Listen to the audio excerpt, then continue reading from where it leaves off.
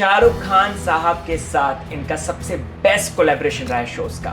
शाहरुख खान के साथ मैंने इतने साल में सिनेमा का तड़का रहता ही था। शाहरुख खान में क्या है जो उनको शाहरुख खान बनाता है? मैं खुद ही साला गरम मिर्चा हूँ। वो गोल्डन एरा था। टेलीविजन की बर्बादी उस दिन से शुरू हो गई जिस दिन 0.4 में लोगों ने केक काटना शुरू किया। श्योरिटी के साथ कैसे कह सकते हैं? एक तरफ रणबीर कपूर को रखो और एक तरफ ये चेपो किड को रखो, यहाँ पर आपको समझ में आ जाएगा। लेकिन बॉलीवुड में ऐसा क्यों नहीं हो रहा है जबकि पैसा बहुत ज्यादा है इनके पास? और ये जो टुच्चे लोग रहते हैं ना, जो छोटा छोटा बार्गेनिंग करके वो राइटर्स, एडिटर्स, डायरेक्टर्स के साथ वो करते हैं, उनको हिट कराने के लिए उसको इतनी गालियां डालनी पड़ती है। बोल्ड सीन्स का कुछ प्रॉब्लम नहीं है क्योंकि वो एक सीन है। अकबर कौन, बाबर कौन?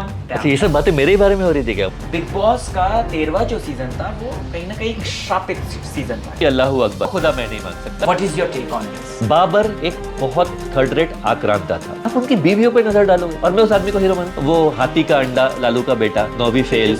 नमस्कार दोस्तों, स्वागत है आपका चैनल टेली खजाना में। मैं राहुल भोज। पॉडकास्ट सेगमेंट चल रहा है और आप लोगों का ढेर सारा प्यार हमें मिल रहा है।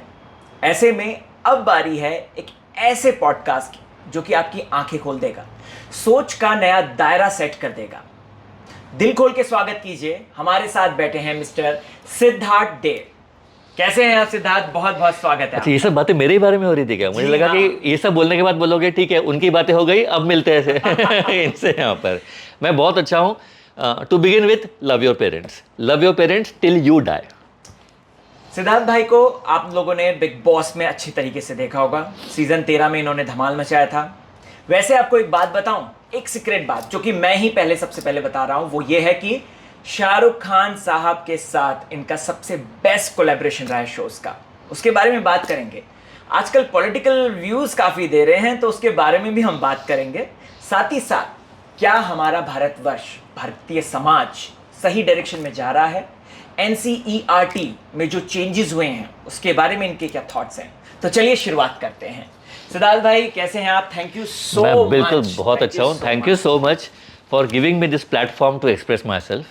क्योंकि पॉडकास्ट जो आता है वो इसलिए आ पाता है कि कोई उसको अपने विचार व्यक्त करने के लिए जगह देता है, समय देता है जी। सो आपका भी उतना ही महत्व है इसमें जितना मेरा होगा। बिल्कुल सिद्धार्थ जी, सबसे पहला सवाल तो यही है, बिग बॉस 13 में हमने देखा आपको, आप छाए चारों तरफ, आपका नाम, उसके बाद जर्नी क्या हुई आपकी? कुछ चेंजेस या फिर डाउनफॉल या फिर up and up and up? वो प्लीज खुल के बताइए। ओके, मैं लाइफ से सिर्फ 2 चीज़ एक्सपेक्टेशन कर रखता हूँ, 3: पीस, हैप्पीनेस, सेटिस्फैक्शन। ये तीनों नेक्स्ट लेवल पे जाके मुझे मिले बिग बॉस के बाद। कैसे आपको समझाता हूँ कि अगर आप सभी ने गौर किया होगा तो मैंने न कोई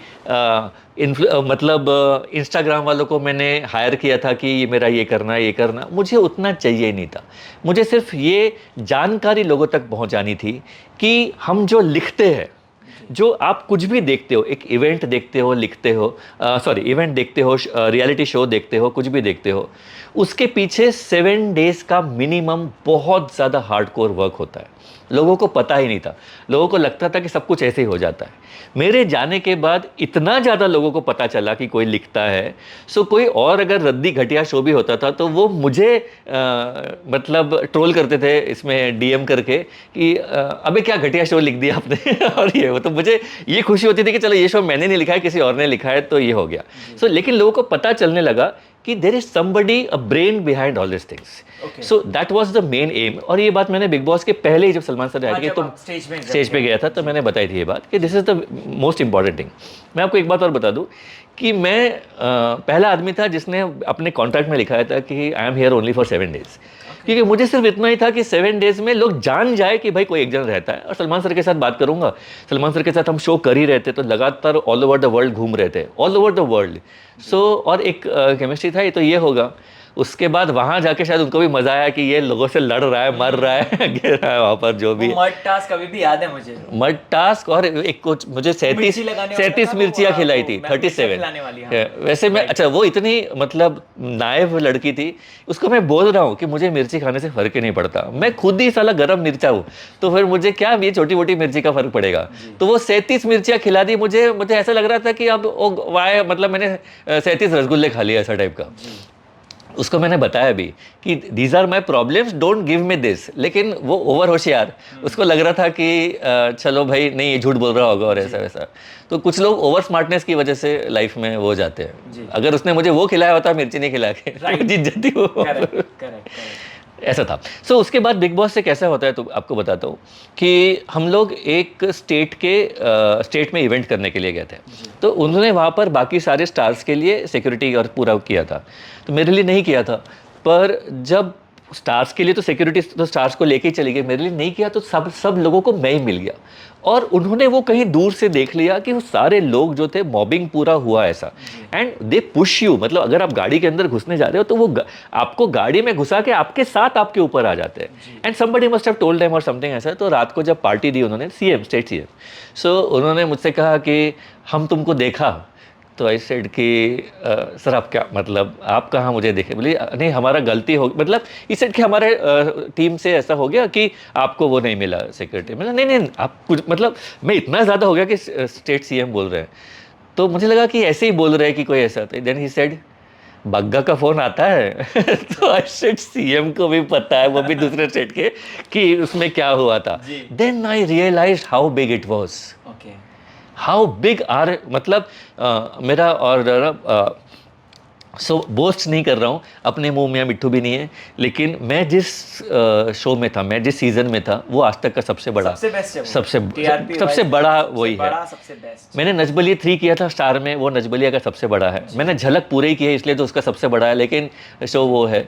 मैंने इंडियन आइडल किया था, वो अभी तक का सोनी का सबसे बड़ा रियलिटी शो है। 14.9 की रेटिंग आई थी उसमें।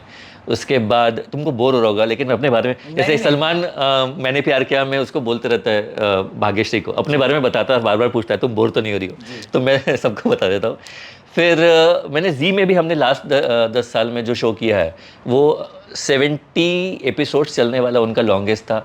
और इंडिया और वर्ल्ड का लॉन्गेस्ट चलने वाला रियलिटी शो इंडियन आइडल 12 भी मैंने किया, 75 एपिसोड्स चला था वो। सो और 12 घंटे का चलने वाला आज तक का ओनली शो है वो, 12 आवर्स वहाँ पर, और उसकी रेटिंग थी 3.9। सो मतलब इतना कह सकते हैं सिद्धार्थ जी कि बिग बॉस के बाद अगर आप 100 मार्क पे थे तो वहाँ से आप सीधा 200 पे पहुँच गए। When it comes to people knowing you, otherwise काम तो मैं पहले भी रेगुलर बहुत कर रहा था, बहुत ज़्यादा था, बहुत ही ज़्यादा। मैं जहाँ भी जाता हूँ, जहाँ भी मैं अगर 4 दिनों के लिए हॉलीडे के लिए भी इटली गया हूँ तो मैंने वहाँ से एवरी नाइट मैंने अपनी ज़िंदगी का कुछ ना कुछ मैं लिखता रहूँ, काम करता रहूँ। So work wise it's the same, but हाँ, when it comes to people knowing you, people coming to take selfies, photographs and all that, so it feels good. It feels good. सबसे बड़ी बात है कि मुझे जो लड़की पसंद है भोपाल में, उसको मैं मालूम था और उसने एक ही बार में हाँ कर दिया। तो फिर हाँ, तो ये होता है कि कुछ बहुत ज़्यादा टाइम नहीं लगा वहाँ पर विश्वास करने में और इसमें करने में, उसने एक ही बार में कर दिया। अच्छा, दर्शकों आपको बता दूं तो जब मैं इनसे बातचीत कर रहा था बिफोर दिस पॉडकास्ट, तो हमने काफ़ी बातचीत करी जिसमें एक इम्पॉर्टेंट बात थी कि शाहरुख खान के साथ, जी हाँ, जो बादशाह ऑफ बॉलीवुड है, उनके साथ इन्होंने अनलिमिटेड जो है काम किया है, राइट? बिल्कुल। थोड़ा सा बताइए उनके वर्क एथिक्स, बताइए वो पर्सन कैसे हैं, शाहरुख खान में मतलब क्या है जो उनको शाहरुख खान बनाता है? मैं बताता हूँ कि it takes 1000 years to become a Shahrukh Khan, क्योंकि अगर वहाँ होने के बाद भी आप रियली, आप में ह्यूमिलिटी है, आप में समझ है, आप में इमोशन से, एक्चुअल इमोशन से, क्योंकि यूजुअली जैसे ही स्टारडम आ जाता है ना तो पत्थर हो जाते हैं लोग, पत्थर हो जाते हैं। Lot of people become actually animals. तो हाँ, शाहरुख खान के साथ मैंने इतने साल में, जैसे एक बार शाहरुख भाई बोले तू आया क्यों नहीं जल्दी से, तो मैंने बोला नहीं, आप सब लोगों पे बहुत चिल्ला रहे थे, तो मेरे को लगा कि अपना रिकॉर्ड है कि आज तक आपने मुझ पर कभी वहाँ पर, बोले नहीं तेरे पर मैं कभी आवाज़ नहीं उठाऊंगा, तो चिंता मत किया कर। तो वो he was shooting for something, तो वैसा, तो ऐसा तो है ही।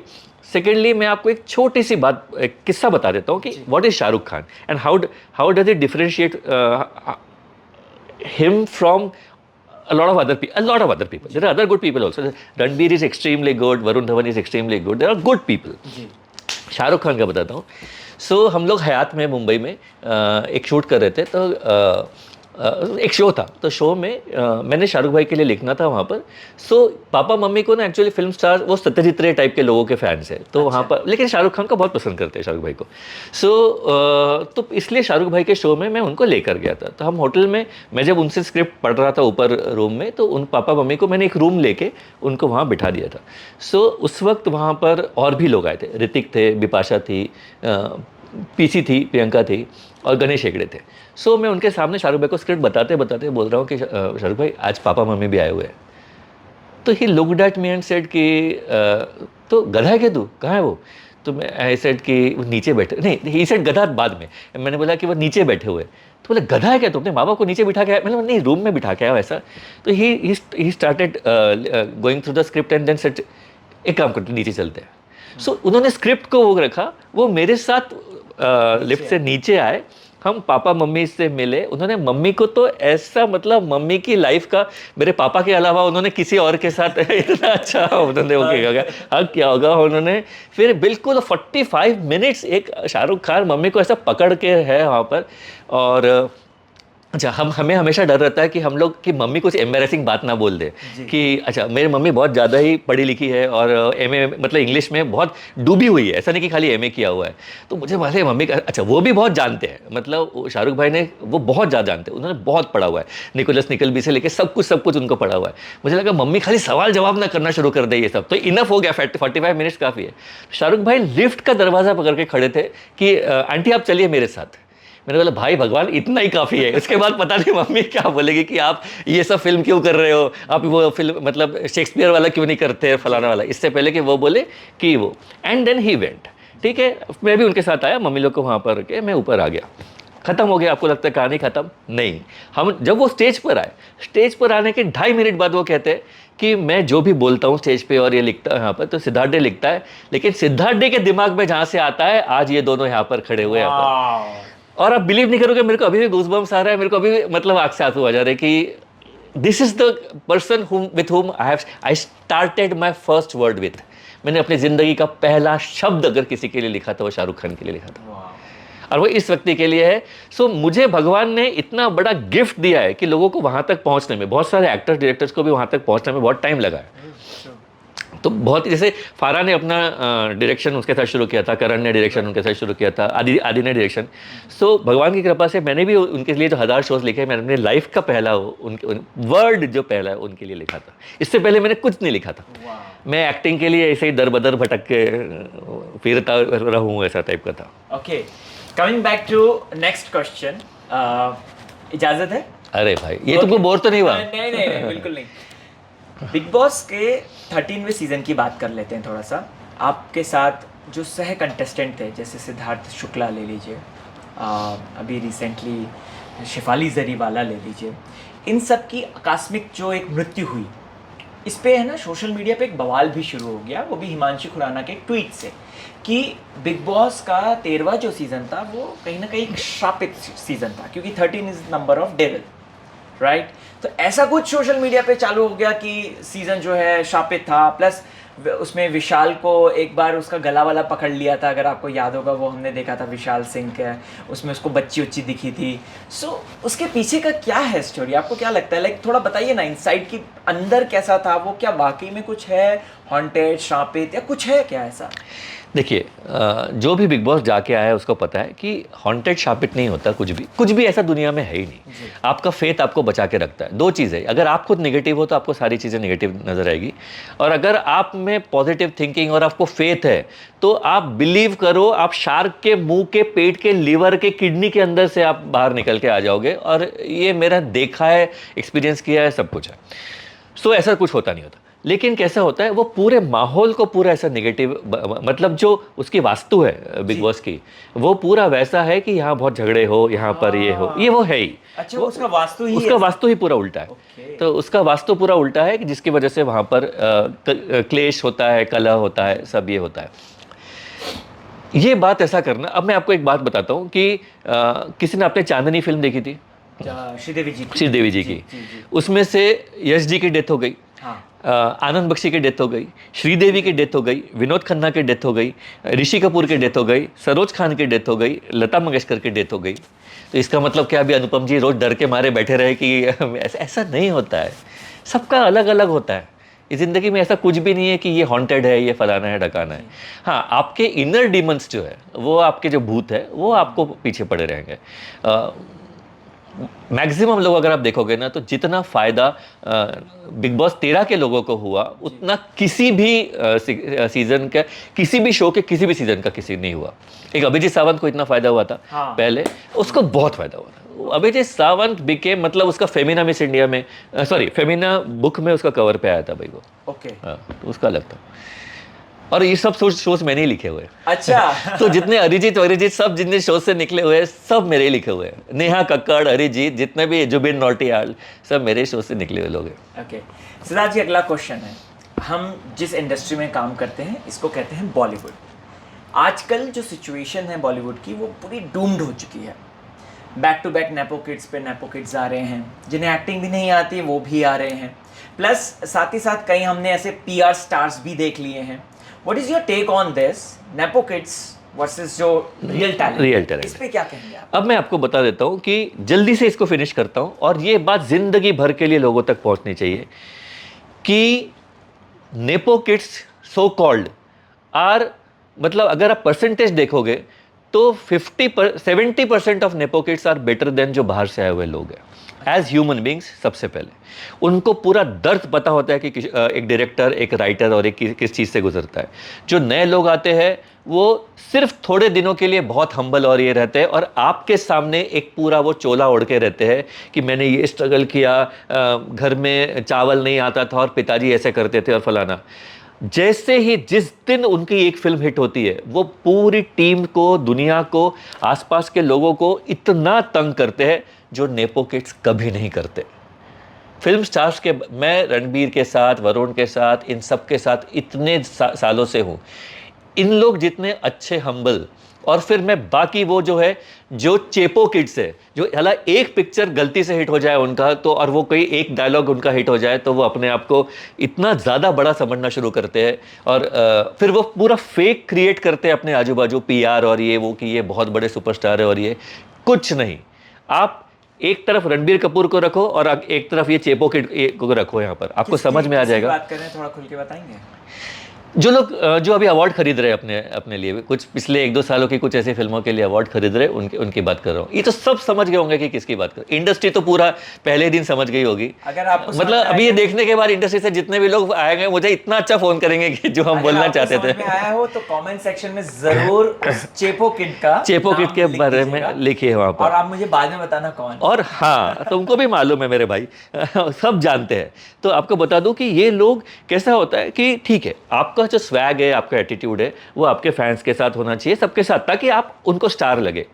पर आपने जितना स्ट्रगल किया है, आपके साथ वाले पूरी इंडस्ट्री ने उतना ही स्ट्रगल किया है। एक म्यूजिक डायरेक्टर आता है, एक सॉन्ग राइटर आता है, एक कैमरामैन आता है, एक एडिटर आता है, एक राइटर आता है, डायरेक्टर आता है। वो 1.5 साल वर्क करने के बाद आपके पास गया है जी। और वो बहुत अच्छा है, तभी आप उससे मिल रहे हो, बात कर रहे हो, उसके पिक्चर को हाँ बोल रहे हो, उसके शो को हाँ बोल रहे हो, उसके इवेंट को हाँ बोल रहे हो।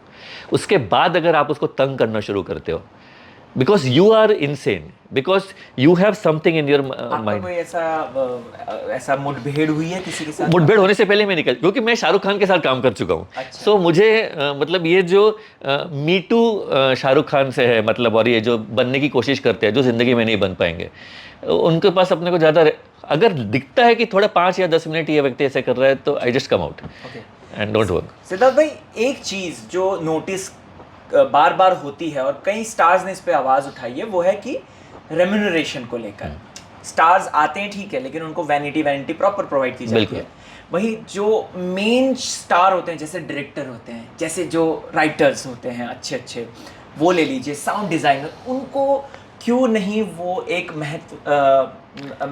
इम्पोर्टेंस क्यों नहीं मिल रही है? और क्या यही वजह है कि बॉलीवुड जो है इस वजह से पिछड़ रहा है? क्योंकि साउथ में अगर आप जाएंगे तो वहाँ पे डायरेक्टर्स को भी वेल ट्रीट करते हैं, राइटर्स को भी वेल ट्रीट करते हैं, लेकिन कहीं ना कहीं बॉलीवुड क्या इसलिए पिछड़ रहा है? बहुत, ये ही रीज़न है, एग्जैक्टली यही रीजन है कि कोई आज जो हिंदी फिल्मों की हालत है, मतलब जिसको मालूम नहीं उसको पता चल जाना चाहिए कि films have actually nearly died, almost died. अभी एक दो ही बड़ी फिल्म आ रही है रणबीर कपूर की, love and war, Ramayan, Shahrukh भाई की किंग, और सलमान खान गलवान। सो बस ये अगर कुछ बड़ी फिल्में छोड़ दो तो अभी कुछ है ही नहीं। और कैसा होता है कि आप 50 करोड़ रुपए का बासमती लेकर आओ, लेकिन उसको बनाने वाला एक थर्ड रेट सा शेफ है, उसकी रेसिपी एकदम सी ग्रेड सी है, तो उस 50 करोड़ के बासमती का अच्छा बिरयानी बन सकता है? बिल्कुल नहीं बन सकता। सो आपको डेफिनेटली चाहिए कि आपकी बासमती कितनी भी ज़बरदस्त हो, आपका स्टार कितना भी बड़ा हो, आपका उसका जो रेसिपी है, उसका जो बन रहा है उससे, वो तो बहुत बड़ा खास होना चाहिए। सो फॉर एग्जाम्पल आपको बताता हूँ कि किसी भी एक बड़े स्टार को ले, सबसे बड़े स्टार, सबसे बड़ा बिगेस्ट अमिताभ बच्चन ले लेते हैं। पर अमिताभ बच्चन जो खुदा गवाह में ऐसे लगते हैं, वही लाल बादशाह में ख़राब लगते हैं। Right. वही अमिताभ बच्चन कोहराम और ऑल दोस फिल्म में इतने खराब लगते हैं, सूर्यवंशम, मतलब कितने खराब लग रहे हैं वो वहाँ पर, उनको खुद को भी पता है। सो बच्चन साहब है, लेकिन सबका रिस्पॉन्सिबिलिटी हो जाता है प्रोड्यूसर का कि उनके आजू बाजू पूरा हर व्यक्ति उस ऊंचाई का लिया जाए जिसका दिमाग तेज हो और जिसको आपने पैसा इनफ दिया हो कि वो उतना अच्छा काम कर सके, उसको 6 महीना कुछ और ना कर सके। अगर आपने उसको कम पैसा दिया है, वो साला 3 शो कर या 3 फिल्में लिख लेगा, 3 फिल्में लिखेगा, तो इस फिल्म में उसका ध्यान नहीं रहेगा। और आपको इतना समझना चाहिए कि इस आदमी को अगर आप 50 करोड़ दे रहे हो, तो इसको अच्छा बनाने के लिए बाजू वालों को कम से कम 5 करोड़ तो दो। आप इसको 50 करोड़ दे, इसको 50 करोड़ दे के अगर आप 50 लाख 5 लाख में बाकी लोग को निपटा रहे हो, कोई भी जैसे शादियों में इवेंट करने के लिए आते हैं तो उनको रहता है कि बड़ा स्टार है, कि फलाना है, और जो बाकी लोग का ना, तो जो मैनेजर्स और इवेंट वो भी रहते हैं, वो उसमें से अपना 50,000 लाख रुपए का वो निकालने के लिए बैठने के लिए बैठे रहते हैं। And it brings down the entire thing. मतलब आपका बासमती साला तेल लेने गया, क्योंकि करे भाई आपने उसको अच्छे से पकाया ही नहीं, तो कैसे होगा ना वो जी। So you need to take care of especially the writers. अगर आप साउथ की फिल्म देखो, मलयालम फिल्में देखो, मैं आप देख रहा हूँ, आप बिलीव नहीं करोगे, आसिफ अली, नवीन चंद्रा, इनका नाम भी किसी ने नहीं सुना, मैं अभी इन लोग मेरे लिए स्टार्स बन गए, क्योंकि इनको जिस प्रकार से इनकी फिल्में प्रोजेक्ट कर रही है। एक गुमस्थन करके फिल्म है वहाँ पर, आप देखिए, वो 60 ईयर ओल्ड शायद आदमी है या क्या पता नहीं क्या है, माय गॉड, उसको गॉडफादर में जैसा उसको मार्लन ब्रांडो को किया था प्रेजेंट, वैसा उन्होंने करके रखा है इधर। So people need to see that and learn. और यहाँ पर, और ये जो टुच्चे लोग रहते हैं ना, जो छोटा छोटा बार्गेनिंग करके वो राइटर्स, एडिटर्स, डायरेक्टर्स के साथ वो करते हैं, मतलब उनको तो ऐसे अरब सागर में ऐसा वन वे टिकट देके इनको शार्क के मुंह में भेज देना चाहिए ऐसा, so that they don't come back man. आपके विचार बहुत खुले हैं और बहुत बोल्ड हैं। अब एक ऐसा सवाल है, टीवी इंडस्ट्री को लेकर है। टीवी इंडस्ट्री भी कंटिन्यूसली सास बहू ड्रामा चला रही है, कंटिन्यूसली वही ट्रैक चल रहा है। प्रॉमिसिंग बहुत होता है जब स्टार्टिंग में आता है, फॉर एन एग्जांपल उसके प्रोमोज ले लीजिए या फिर उसके 50 एपिसोड तक के ले लीजिए, लेकिन वो इवेंचुअली फिर सास बहू क्लैश बन जाता है। उसमें हस्बैंड की प्लास्टिक सर्जरी हो रही होती है या फिर उसका एक्स्ट्रा मैरिटल अफेयर चल रहा होता है, ये सब चीज़ें। क्या लगता है कि क्योंकि पाकिस्तानी ड्रामाज हमसे आगे हैं, अगर देखा जाए तो उनकी ज्यादा, अनफॉर्चुनेटली मतलब उन लोग तो आटा भी ठीक से खाने नहीं मिलता, में नहीं मिलता, लेकिन कंटेंट में अगर वो, हाँ, तो आपको क्या लगता है कंटेंट को प्रेजेंट करने में भी उनका प्रेजेंटेशन बहुत सुंदर, जबकि वो उनका पैसा इतना कम है हमारे से, जो प्रोडक्शन वैल्यूज है हमसे इतनी कम होने के बावजूद भी उनका जो प्रेजेंट, मतलब आपको प्रेजेंट कर रहे हैं जो वहां पर, राइट, वो बहुत इमोशनल टच बहुत सही तरीका, you can easily touch and relate. यहाँ क्या कमी हो रही है टीवी में, किस तरीके की, मतलब जो है, जो एक कैसे दुर्दशा हो रही है, बैक टू बैक, बिल्कुल तबाही हो रही है, और हो चुकी है। अगर आप रेटिंग्स देखेंगे इनकी, वो रेटिंग्स, वो मतलब एक जमाना था जब क्या क्या रेटिंग्स आती थी। एग्जैक्टली, अभी ये लोग 2.1 रेटिंग आ जाए खुश हो जाते हैं, 1.9 रेटिंग आ जाती है उसमें खुश हो जाते हैं। सो उसके बारे में बताएं मुझे थोड़ा सा। मैं बताता हूँ कि बर्बादी शुरू हुई जब से रियलिटी शोज में, मैं आपको बताता हूँ, और फिर फिक्शन में आता हूँ। एक होता है नॉन फिक्शन जो रियल होता है, और एक होता है फिक्शन जिसपे स्क्रिप्टेड लिखी रहती है और वो जो सीरीज वगैरह होती है, कहानी होती है।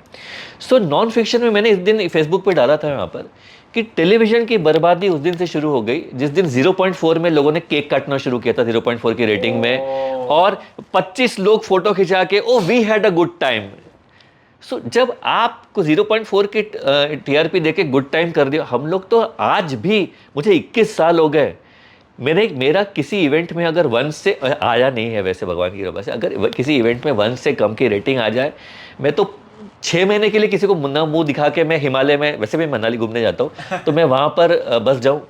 तो आपकी बेशर्मी जब आने लगी है कि मेरा तो पैसा आ गया, मेरा तो काम हो गया। हमने कैसे किया था, जो हमारा एक पूरा जनरेशन था, वी वेर टू डेडिकेटेड, हम डिवोटेड, एंड एक होता है ईगो, एक होता है सेल्फ एस्टीम। हमारा सेल्फ एस्टीम हमको कचोटता था कि अगर हम यहाँ तक नहीं पहुँचते थे, अगर हम लोग फॉर एग्जांपल 2.9 पहुंचते थे तो हमको था कि साला 3 नहीं मिला यहाँ पर, और 3 कैसे नहीं आया। कॉम्पिटिटिव स्पिरिट होती वो स्पिरिट होता था। मैं आपको बताता हूँ कि मेरे प्रोड्यूसर है एक मिस्टर नीरज शर्मा। सो नीरज शर्मा और मैं, हम लोग बहुत ही ज़बरदस्त फ्रेंड्स हैं, एकदम अच्छे फ्रेंड्स हैं। लेकिन हम लोग जब दूसरा शोज करते हैं, जैसे मैं झलक कर रहा हूँ और ये कोई यहाँ पर कर रहा है, अगर मेरी रेटिंग उसकी ज़्यादा है तो मैं 30 दिन तक उसके सर पे नाचता हूँ, उसको मैसेज भेज के कि तेरा कम था, या उसका ज़्यादा हो जाए तो वो वेट करता है कि एक वीक उसका ज़्यादा हो जाए और वो मुझे भेजे। ये हमारे में है, इसलिए हम, अब बाकी तो हम साथ में ही काम कर रहे हैं, that's a different thing. But मैं जैसे एक एग्जांपल दे रहा था वहाँ पर, नीरज की ही साली है नेहा कक्कड़। अच्छा। हाँ, नीरज की वाइफ है सोनू कक्कड़। सो वो भी जब हमारे इसमें आते हैं, हम उनको छूट नहीं दे देते जी। हम जब शोज कर रहे हैं, हम उनके छूट नहीं दे देते, हम पूरी जान निकाल के उनको लेते हैं कि द बेस्ट आपसे मिलना चाहिए। और वहाँ पर कंटेंट मतलब something that relates to people. हमने कभी नकल, आप अगर हमारा शो देखोगे तो मैंने 21 सालों में किसी भी और शो का इतना भी नकल नहीं किया। चल तुम मेरा नकल करो, और वो मेरा ईगो है। तुम जितना भी देखो नकल करो, जो भी करना है करो। मुझे अच्छा लगता है कि मैंने ये बना के तुमको दे दिया, अब तुम लोग जो करना है करो। ये अगर और भी लोग हैं मेरे जैसे इस प्रकार का सोचने वाले, और भी लोग हैं, हम काम को बहुत सीरियसली लेते हैं। हम काम पूरा मजे मजे में करते हैं, पर काम को सीरियसली लेते हैं। तो फिक्शन में भी वही हो रहा है। उन लोग नया सोच ही नहीं रहे, और जब तक कोई नया नहीं सोचेगा, वो पुरानी ही कड़ी को कितना अलग बनाएगा, पुरानी मछली को कितना अलग ढंग से करेगा वो। इसी पे ही एक सवाल अटैच कर रहा हूँ, क्योंकि सास भी कभी बहू थी 2.0, तुलसी की वापसी हो रही है, और इस बार वो कह रही है कि मैं आपके आंगन में आ रही हूँ, राइट? मतलब सबके दर्शकों के आंगन में वो खेल रही हैं। क्या लगता है, क्या वो गोल्डन एरा था स्मृति ईरानी जी का? बहुत बड़ा गोल्डन एरा आएगा वापस इससे? नहीं, वो आप ऐसा कैसे कह सकते हैं? मतलब मुझे बताइए, मैं इतनी श्योरिटी के साथ कैसे कह सकते हैं? क्योंकि उसके बाद क्या, वो जो चीज़ नॉवेल्टी उनकी थी और उनका तरीका था, उसके इतने अपभ्रंश हो चुके हैं, उसको इतना बुरी तरह इतना कर चुके हैं उसको वहाँ पर कि अब उसका ब्यूटी ही चला गया है वहाँ पर। Unless and until they come with मतलब स्मृति ईरानी कम्स और anybody comes with absolutely 360 degree change, कुछ अलग। वो ये कहानियाँ अब मतलब ठीक है, उसका ये थोड़ा सा आपको घर घर की कहानी से दिख जाएगा, थोड़ा वो ससुराल सिमर का में से दिख जाएगा, थोड़ा ये उसमें से दिख जाएगा।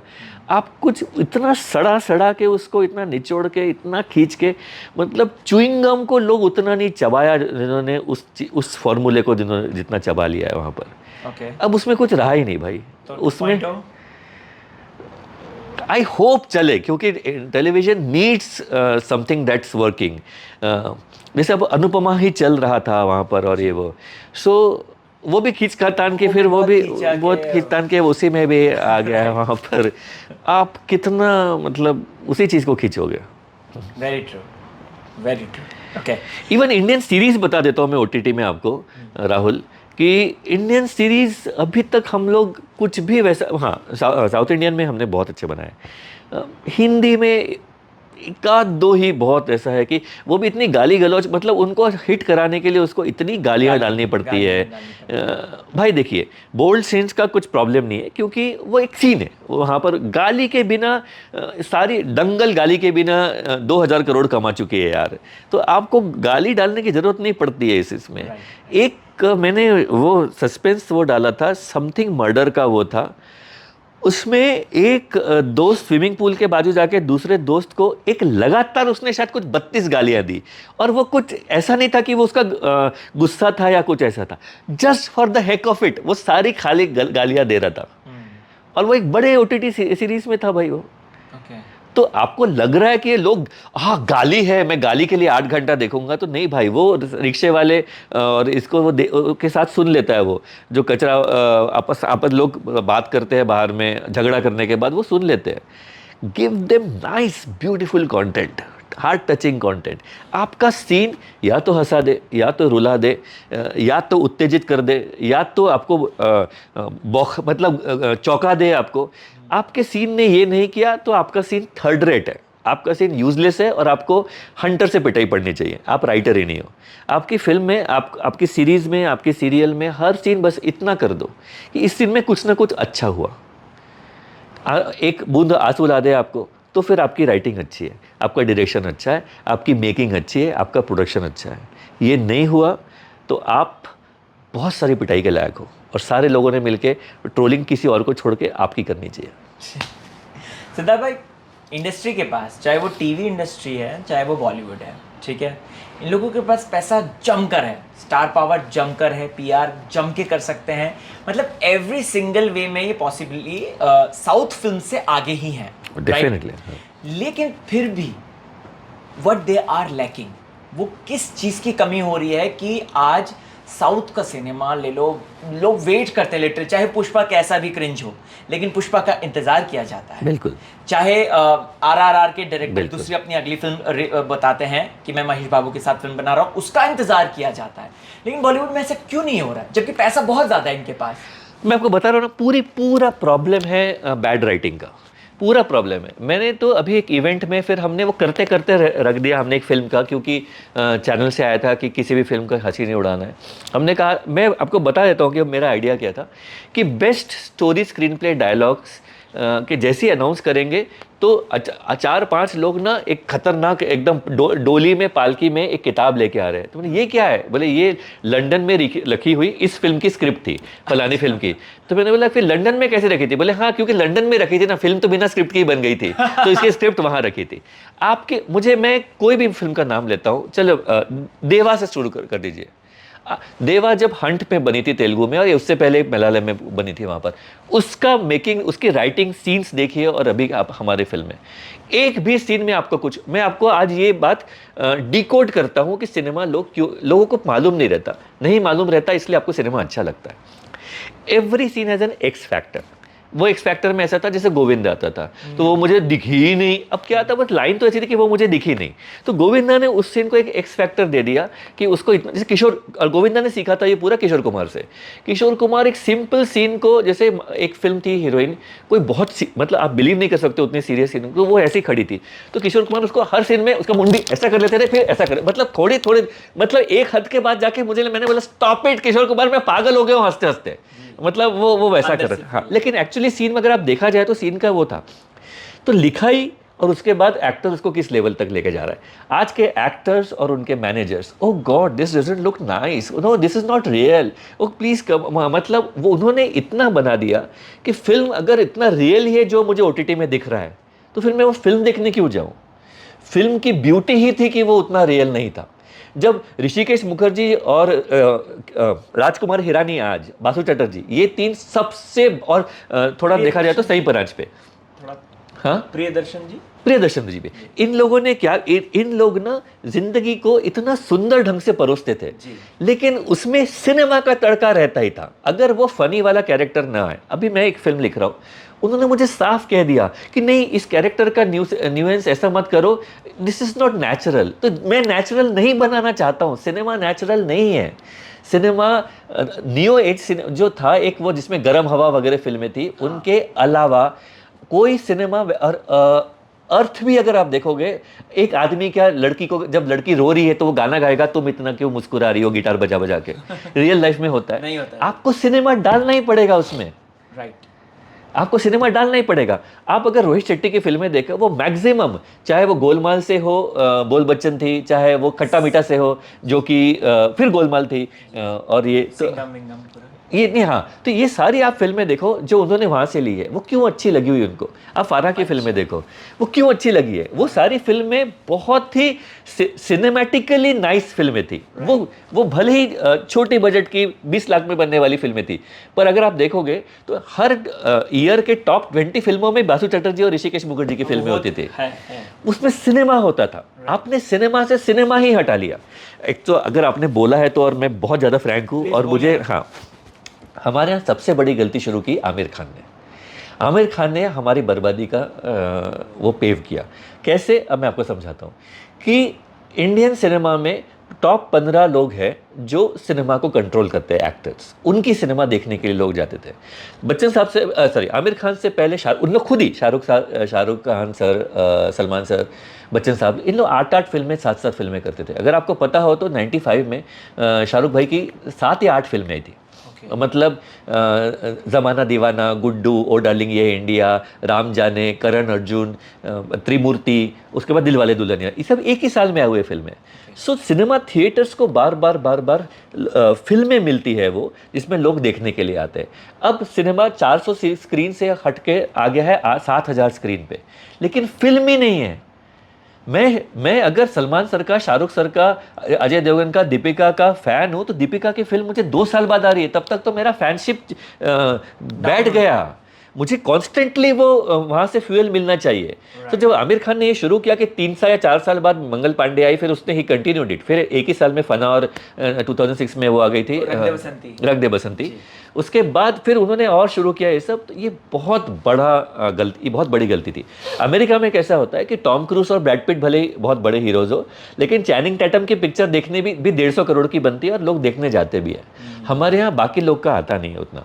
सो कैसा हो गया, ये टॉप लोगों की 15 फिल्म अगर नहीं, क्योंकि 2 साल में एक आ रही है, मतलब 15 की एक फिल्म आ रही है, तो 15 एक्टर्स की 2 साल में 15 फिल्में आई है, मतलब 7.5 बड़ी फिल्म इन अ ईयर। जी जी। सो जो हम लोग हंसी उड़ाते हैं अक्षय कुमार की, क्योंकि वहां पर, मेरा अगला क्वेश्चन यही था, तो वो बहुत बड़ी बेवकूफ़ी है। मैंने भी इवेंट में हंसी उड़ाते हैं कि भाई अक्षय कुमार सर एक नेशनल बैंक में गए और उन्होंने कहा कि क्या बोलते हैं, हाँ, तो फिर दे दो, तो फॉर्म तो कहा कि भरते तब तक अब बाहर निकलते दूसरी पिक्चर। मैं 2 फिल्म करके आता हूँ, चलो यहाँ पर, तो अभी लंच टाइम है, थोड़ी देर में आना, बोले ठीक है, तब तक मैं 2 फिल्में पूरी करके आता हूँ। तो ये फिर हम लोग कर रहे थे कि एक बार मैंने एक और किया था कि अक्षय सर ये बॉल को हम ऊपर करते, टप्पा खा के आते तक आप एक फिल्म करके आ जाइए। तो ये बहुत बड़ी वो है। Akshay Kumar is doing the maximum benevolence to Indian film industry. सबसे ज़्यादा अच्छा कोई कर रहा है इंडस्ट्री के लिए तो ये है कि वो जीवित रख रहा है। फिल्म चले न चले, पहले 7 दिन सिनेमा थिएटर में एक बड़े आदमी को देखने आते ही है लोग।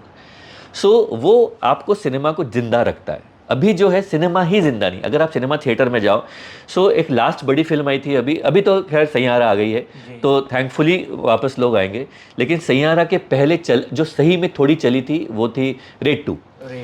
रेड 2, हाँ। सो वो 150 करोड़ के ऊपर कमाई थी, जिसने कमाई होगी वहाँ पर। सो आप गैप देखिए, 2-2.5 महीने के बाद एक अच्छी बड़ी फिल्म आ रही है जिसमें लोग आ रहे हैं आप। लेकिन अगर आप कॉन्स्टेंटली फिल्म डालते रहो, सो आमिर सर आपने जो भी किया आपके लिए ठीक रहा होगा कि यहाँ पर, लेकिन आप लोग जब पहले नहीं भी कर रहे थे ऐसा, तो भी याद रखिए कि शाहरुख खान की 8 फिल्में आई थी एक साल में, लेकिन उसी साल करण अर्जुन भी दी थी उन्होंने उसी साल उन्होंने दिलवाले दुल्हनिया भी दी थी यहाँ पर। इसलिए ये सारी बातें आपकी खुद की, आप और सनी देओल दिल में साथ में एक ही दिन में आए, एक ही दिन आपकी 2 फिल्में रिलीज हुई और दोनों के दोनों ब्लॉकबस्टर हुई है। राइट। हाँ, गदर और लगान भी आपकी, उनकी ऑल टाइम ब्लॉकबस्टर हुई, आपकी भी लगान हिट हुई है। सो आप एक दिन में भी आके कर सकते हो। तो ये सारा जो चीज़ था ये पूरा गड़बड़ था।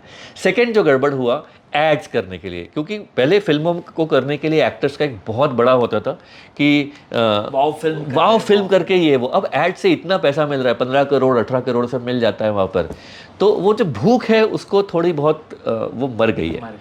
और तीसरा है जो पीपल अराउंड स्टार्स। ओ गॉड, मतलब हम लोग एक स्टार के पास गए थे, सो आपको बता देता हूँ। सो और बहुत बड़े आदमी, मतलब जो इंडस्ट्री के जिनको सब बहुत मानते हैं, वो लेकर गए थे कि ये ऐसा ऐसा ऐसा है। तो वो स्टार ऐसे बैठे हुए हैं और उसके बाजू में यहाँ सोफे पे ऐसे बैठ के वो 4-5 ऐसी उनकी आसपास घूमने वाली लड़कियाँ वो ऐसे nail I don't like this, उसको क्या समझता है कि वो उसमें क्या था, एंड शी वॉज डूइंग कि आई डोंट लाइक दिस और ये वो। सो ये जो सारे लोग हैं कि वो अपने आप को उन स्टार के आंखों में बड़ा करने के लिए उनको ये सब बोलते हैं कि फला चापलूस नहीं, उनके चापलूसी नहीं, वो दूसरे को नीचा दिखा के स्टार्स को ही बताते कि we are taking care of you. अच्छा, and this is the worst thing that has happened to films. Bollywood. हाँ, बहुत बड़ा डेंजर हुआ। मैं अभी भी मतलब कुछ साउथ के उसमें से एक्टर्स के साथ हूँ, दे हैड मैं प्रभुदेवा सर के घर गया था, उनको मेरी सीक्रेट बहुत मैंने उनको बताया था उस बारे में। आप बिलीव नहीं करोगे, इतना बड़ा स्टार वो मैं बोल रहा हूँ आज इसमें, मैं पूरा दिन भर उनके घर पे था। वो उपमा भी उन्होंने अपने हाथ से लेकर, अपने नौकर को नहीं लाने दिया, वो उपमा भी खुद ट्रे पे खुद लेकर आए वहाँ पर। उन्होंने पूरी कहानी सुनी, कैन वी डू दिस, इसको ऐसा कर सकते हैं, इसको ऐसा कर सकते, नो चंगू पंगू पाँव पाँव पाँव काँव काँव वहाँ पर। तो that's the reason they are making such good films and all. The actors are also tuned that way वहाँ पर। ये हमारे यहाँ पर क्या हो गया, एंड हवा लग गई तो ये हवा उनके लिए बुरा है। राइट, इंडस्ट्री ही बंद हो जाएगी तो ये हवा उनके लिए बुरी है। ये जो उनको अगर अपनी गलतियां समझ में नहीं आ रही, देखो कोई भी इंसान जो है उसे उसका अपना मर्ज पता होना चाहिए। अगर मर्ज पता होगा तो इलाज कर लेगा वो। आप डॉक्टर के पास गए हो तो डॉक्टर आपको मर्ज बताएगा, ठीक है, उसको डायग्नोसिस सही हो गया। अगर आपको ट्यूबरकुलोसिस हुआ है लेकिन वो आपका डायग्नोसिस जॉन्डिस का कर रहा है तो गलत है ना। आपको ट्यूबरकुलोसिस कर ले तो वहाँ पर आप ठीक हो जाओगे। तो ये जो लोग हैं वो समझ नहीं पा रहे या वो खुद ही इसमें हैं। बट जो लोग नहीं कर रहे, मैं जानता हूँ जो लोग डायरेक्ट, जिनको समझता है कि what is writing what show, Ranbir Kapoor like kind of people, Varun Dhawan kind of people, they are nice people. उनको समझा है, उनके घर वालों ने ये सारी चीज़ें देखी है, तकलीफ़ें देखी है, so they understand. Shahrukh Khan understands, so ये एक अलग वो है। पर कुछ ऐसे, सलमान खान अंडरस्टैंड्स, वो उस जगह से आया है जी। Oh God, मैंने सबके बारे में बोल दिया, इसके बाद पता नहीं कि कौन। चलिए सिद्धार्थ जी, ये तो रही फिल्मों की बात, बॉलीवुड की बात, टीवी इंडस्ट्री की बात। थोड़ा सा हम सोशल पॉलिटिकल में जाते हैं, ठीक है। क्यों मैं कह रहा हूँ दोस्तों, क्योंकि अगर आप सिद्धार्थ जी को फॉलो करते हैं सोशल मीडिया पे तो इनके विचार, स्पेशली देश की तरक्की, राजनीति, समाज सुधार, बदलाव, इन सब के लिए भी बहुत खुले विचार हैं इनके। थोड़ा सा जानते हैं इनसे। सबसे पहला सवाल इस जो सेक्शन में है वो ये है NCERT और उसका सबसे बड़ा रिफॉर्म जो किया है। मतलब आपने भी वहीं पढ़ाई करी होगी, हमने भी वहीं पढ़ाई करी होगी। हमें मार मार के यही सिखाया जाता था, अकबर कौन, बाबर कौन, ये कौन, वो कौन बताया जाता था। मतलब एक तरीके से हमारे सामने जो हमारा पुरातन विभाग है, जो हमारा पूरा भारतवर्ष का पूरा जो एक हिस्ट्री है, उसको इरेज करके हमें सिर्फ वो 1700 समथिंग 11th सेंचुरी से लेकर 11th से 18th सेंचुरी तक का ही हमें बताया जाता है कि बाबर आए, ये आए, वो आए। उन्हें बताया जाता है कि वो जो हैं धर्म निरपेक्ष हुआ करते थे, वो जो हैं जजिया को इसलिए लागू करते थे ताकि हिंदुओं को सिक्योरिटी मिले। ये हमें NCERT में सब पढ़ाया है और मैं वही बात बोल रहा हूँ। अब चेंज हो गया है and I am very happy कि NCERT में ओरिजिनल कुछ चीज़ें आ रही हैं। What is your take on this? It's very important Siddharth भाई, मुझे जानना है। सबसे पहले उस एजुकेशन मिनिस्टर, जो दीवार का डायलॉग था ना, पहले जाके उसका साइन लाओ जिसने ये किया, सबसे पहले उन 5 एजुकेशन मिनिस्टर्स को सामने लाया जाए और उनको हंटर से पीटा जाए कि तुम लोगों ने हमको क्या बर्बादी की थी। तुमने एजुकेशन मिनिस्टर वो होता है जो पूरे देश का फ्यूचर डिसाइड करता है। शिक्षा किसी भी चीज़, किसी भी फैमिली का, किसी भी सोसाइटी का, किसी भी शहर का, किसी भी देश का भविष्य तय करती है। हमारा, आप सबको बता दूं कि हमारे जो पहले शिक्षा मंत्री थे वो कभी स्कूल नहीं गए थे। पहले तो उनका बर्थ भी इंडिया में नहीं हुआ था, वो इंडिया से बाहर उनका बर्थ हुआ था। और वो इंडिपेंडेंट इंडिया के पहले शिक्षा मंत्री KG1 भी स्कूल में नहीं गए थे और उसको शिक्षा मंत्री बनाया गया था। सो आपका भविष्य किन बुरे हाथों में था, ये आप अभी से जान लीजिए, ठीक है। अब यहाँ से शुरू होता है कि इतिहास सत्य होना चाहिए। अगर सत्य ही नहीं आया, उसके बाद जिसको जो मानना है वो कर लो, लेकिन इतिहास अगर सत्य नहीं पहुंचाया गया तो इससे बुरा और कुछ नहीं है। मैं आपको शाहजहां का एक किस्सा बताता हूं। एक आदमी जिसके लिए 21,000 मजदूरों ने एक ताजमहल बना दिया और उसने उनके हाथ काट दिए ताकि ये कुछ और अच्छा ना बना सके, अगर वो उसके बारे में उसको हीरो बना के हमारे इतिहास में पढ़ाया जा रहा है हमको, तो इससे बड़ा थर्ड रेट सोच किसी की भी नहीं हो सकती है। बाबर एक बहुत थर्ड रेट आक्रांता था हमारे लिए, तो वो इन्वेडर ही है ना। जैसे हमारे लिए अंग्रेज आए हैं वैसे हमारे लिए बाबर आया है। तो अगर लॉर्ड क्लाइव जो था, लॉर्ड क्लाइव को, या फिर कोई भी जनरल डायर पकड़ लो, जनरल डायर का बेटा, जिस जनरल डायर ने हमारे पर इतना अत्याचार किया, अगर उसका बेटा हमारा इंडिया में बस जाता तो क्या हम उसे हीरो बना देते? बिल्कुल भी नहीं। तो फिर बाबर का बेटा अगर यहाँ पर रह रहा है तो वो हमारा हीरो कैसे हो गया? ठीक है, हम किसी कारण से उस वक्त हम कमजोर है। अच्छा, मैं हमारा वॉर ऑफ इंडिपेंडेंस तो ये जो है 1947 बोला जाता 47 है कि कैसे सबसे बड़ा रिवॉल्ट हुआ था, और हमारा 1857 की बात कर रहे हैं वहां पर। कैसे शिवाजी जो लड़ाई औरंगजेब के खिलाफ लड़ी, राइट, महाराणा प्रताप जी ने जो लड़ाई अकबर के खिलाफ लड़ी, हेमू ने जो लड़ाई अकबर के खिलाफ लड़ी, सारी ये जो लड़ाइयाँ हुई है, ये सारी लड़ाइयाँ जो हुई है, यही तो वॉर ऑफ इंडिपेंडेंस है ना। बाहर का आदमी आके हमको काबू में करना रखना चाह रहा है। हमारे जो हमारी संस्कार, हमारी संस्कृति, हमारे आस्था, हमारी अस्मिता, हमारे सब कुछ को दबा के वो हमारे ऊपर चला रहा है। एक आदमी आके उसको, मैं आपको बताता हूँ कि इंडिया में उस वक्त उतनी पॉपुलेशन नहीं थी। 15वीं सेंचुरी में इंडिया की पॉपुलेशन होगी करीब 10-15 करोड़ वगैरह कुछ ऐसा होगा। तो कितनी जगह रही होगी? वो आदमी इतना खतरनाक, घटिया, दरिंदा, नीच होगा कि वो राम मंदिर को तोड़ के वहां कुछ बना रहा है। वहां क्या बना रहा है मुझे उससे मतलब नहीं, वो राम मंदिर को तोड़ रहा है, तो फिर वो मेरा हीरो कैसे हुआ? यहाँ जो अगर 10 करोड़ लोगों की आस्था वो है, उस आस्था को ही वो तोड़ने वाला है, तो वो मेरा हीरो कैसे हुआ? और उसकी जो भी औलाद होगी मैं उसको एक्सेप्ट कैसे करूंगा कि ये अच्छा है बुरा? मुझे मतलब ही नहीं है। अब मैं आपको अकबर का बताता हूं। अकबर ने एक बहुत अच्छी मांडू की कहानी है। अब देखिए, मैं आपको बताता हूँ, इसमें कहीं भी धर्म का कुछ नहीं है। रानी रूपमती और बाज बहादुर, दो अलग अलग धर्म के लोग हैं, हिंदू और मुस्लिम। इनकी शादी हुई एंड ब्यूटीफुल। आज भी आपको, अगर आप मांडू में जाओगे तो वहां कहते हैं, अभी सुन लीजिए क्योंकि आप प्लीज एडिट मत करके बताइए, क्योंकि मैं पूरा बता रहा हूं। अगर आप मांडू में जाते हैं तो वहां पर एक जगह पर है जहां पर आप कहते हैं कि अगर आप रूपमती चिल्लाओ तो इको होके बाज बहादुर आता है। मतलब कैसा प्यार रहा होगा हिंदू मुस्लिम का, ये देखिए। ठीक है, यही तो संस्कार संस्कृति हम लोग चाहते थे कि दोनों ऐसे हों। लेकिन अब अकबर वहाँ पर उनको देख के कि इन लोग बहुत शांति में, वहाँ पर वो अधम खान को भेजते हैं जंग जीतने के लिए। अधम खान बाज बहादुर को मार देता है और अधम खान बाज बहादुर की पत्नी को अपनाना चाहता है। राइट। मैं ऐसे आदमी को हीरो मानूं जो दूसरे की बीवी को पर नज़र रखता। आप राजा है, आप जाके लड़ोगे और वहाँ से उसका जो भी खजाना है आप लेकर आओगे, आप उनकी बीवियों पर नज़र डालोगे और मैं उस आदमी को हीरो मानूं? चित्तौड़गढ़ में वहाँ पर जब महाराणा प्रताप के साथ लड़ाई हुई थी और इसके बाद तो बहुत सारी, आप अगर हल्दी घाटी के उसमें जाओगे आपको, तो हल्दी घाटी में आपको ये बात बताई जाती है कि अकबर के जीतने के बाद वो हज़ारों लड़कियों ने जौहर किया था।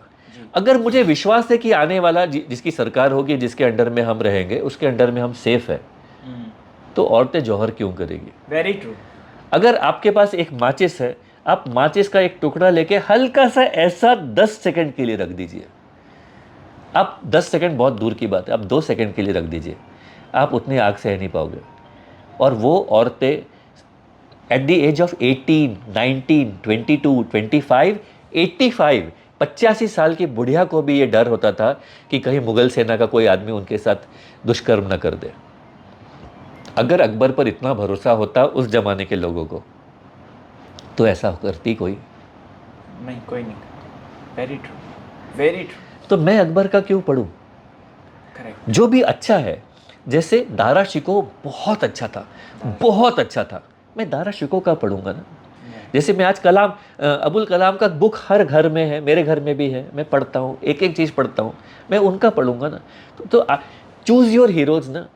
सिर्फ खुश वोट बैंक करने के लिए किसी को भी हीरो मत बना दो। जो अच्छे हैं दारा शिकोह को बनाओ, जो अच्छे हैं उनको बनाओ। दिल्ली में ही बहुत सारे उन्होंने टैंक्स जिन्होंने पानी बनाया। अब मैं आपको बताता हूँ कि ये प्लीज़ रखो। अब मैं कि एक था हमारा ब्रिटिश वॉर ऑफ इंडिपेंडेंस, एक है Mughal war of independence. Shivaji जो थे, छत्रपति शिवाजी महाराज, उन्होंने मुगल वॉर ऑफ इंडिपेंडेंस लड़ा है। ये was a freedom fighter. Rana Pratap was a freedom fighter, Rana Sanga was a freedom fighter, Rana Kumbha was a freedom fighter. ये सारे फ्रीडम फाइटर्स थे। आप इनको क्यों ग्लोरीफाई नहीं कर रहे हो? और क्यों ये फ्रीडम फाइटर थे? आपको बताता हूँ कि जब ब्रिटिश थे हमारे हाथ में, ब्रिटिश ने हमें लॉ दिया। मुगलों ने हमें क्या दिया?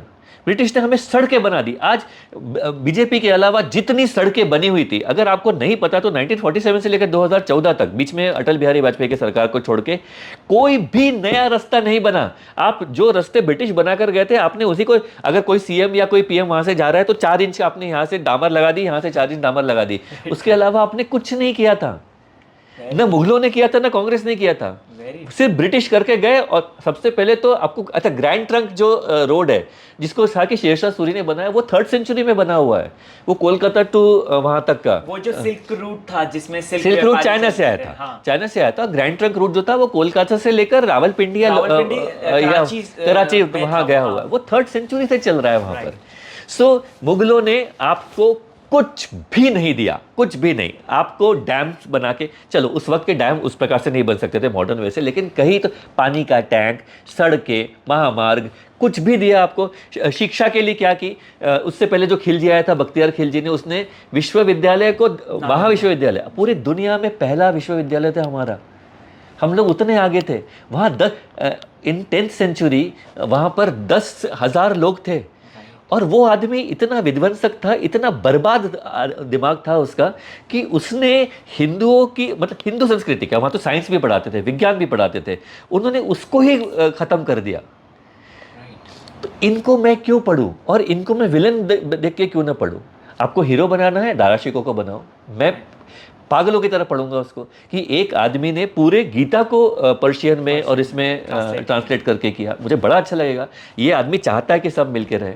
एक बात याद रखिए, अगर एज अ फादर आज मैं अपने बच्चे के लिए बहुत अच्छा करके जाऊं और दूसरे बच्चे की ऐसी की तैसी कर दूं, मेरे जाने के बाद ये दोनों में कभी पटेगी?